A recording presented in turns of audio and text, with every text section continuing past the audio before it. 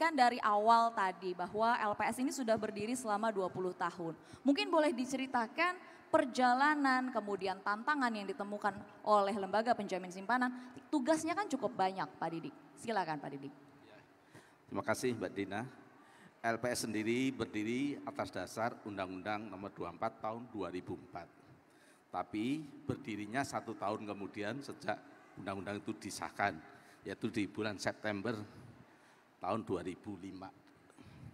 Nah, dalam evolusi tugasnya itu mungkin bisa kayak kupu-kupu ya. Awalnya itu tugas LPS itu sebagai Pepoklas. Jadi intinya OJK menyerahkan bank gagal, kemudian oleh LPS dilakukan analisis, opsi resolusinya hanya 2, yaitu menyelamatkan atau tidak menyelamatkan, which is dilikuidasi. Nah, tata dasar itu biasanya ada lower cost test. Kalau menyelamatkan, hitung-hitungannya butuh biaya berapa, kemudian kalau tidak menyelamatkan atau meminta OJK atau BI, waktu itu OJK belum ada waktu itu, untuk mencabut izin usahanya, selanjutnya dilikuidasi, biayanya berapa.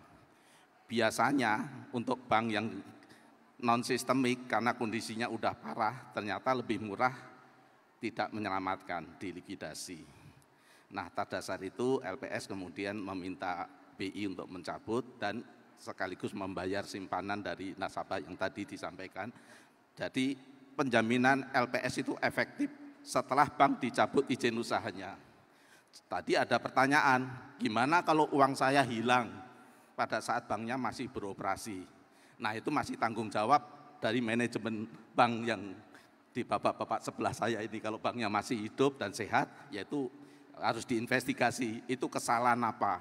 Apakah kesalahan nasabah sehingga PIN-nya bocor, diambil orang, kemudian diambil uangnya, atau ada kesalahan dari sistem bank? Itu perlu investigasi.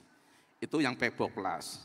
Kemudian dengan Undang-Undang Pencegahan dan Penanganan Krisis Sistem Keuangan, opsi resolusinya dibuka ada 2 lagi. Selain tadi penyelamatan, PMS, penyertaan modal sementara, likuidasi, ada di antara itu ada purchase and assumption. Itu apa? Jadi bank ini dibelah. Good banknya, aset yang masih bagus, masih lancar, sama simpanan yang dijamin, sedapat mungkin dialihkan kepada bank lain yang sehat.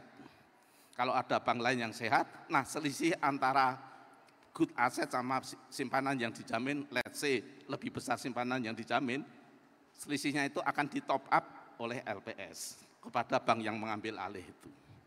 Nah, yang bad banknya akan diproses likuidasi. Nah, dalam kondisi tertentu, umpamanya belum ada bank yang bisa melakukan PNE, LPS sesuai undang-undang diberi kewenangan untuk mendirikan bridge bank, bank perantara. Prosesnya sama, yang akan mengabsorb dari good bank dan simpanan yang dijamin tadi. Nanti exit-nya bisa dilakukan PNE atau bahkan bridging-nya bisa dilakukan penjualan sebagai as whole sebagai bank. Itu yang loss minimizer. Jadi di antara 4 opsi tadi kita kembangkan metodologi analisis kuantitatifnya, namanya least cost test, mana yang paling murah. Nah, dengan undang-undang terakhir 2023 mengenai pengembangan dan penguatan sektor keuangan, itu LPS diminta tidak hanya memperhatikan diri sendiri, istilahnya least cost test-nya apa.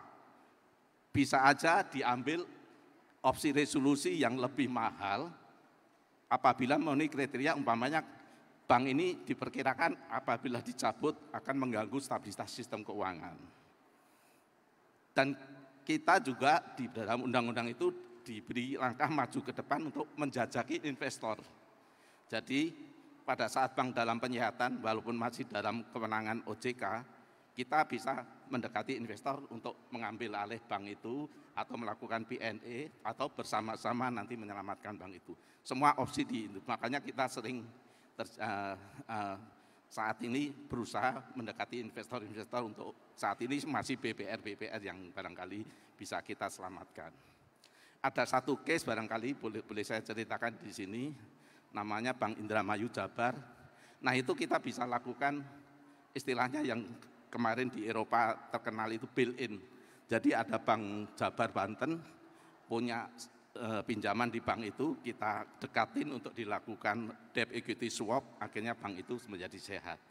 Itu barangkali yang perlu itu. Di samping itu kita juga dikasih kewenangan agak ke depan untuk melakukan penempatan dana di dalam undang-undang itu. Tujuannya apa? Barangkali kalau banknya mengalami kesulitan likuiditas tapi belum terlalu struktural dan BI waktu itu belum bisa memberikan PLJB. Nah nanti hitung-hitungannya kalau memang masih visible itu bisa kita tempatin dana supaya tujuannya kalau masih visible berarti biaya resolusinya apabila bank gagal mungkin lebih mahal daripada penempatan dana, sehingga kita pilih penempatan dana di depan untuk menyelamatkan bank itu.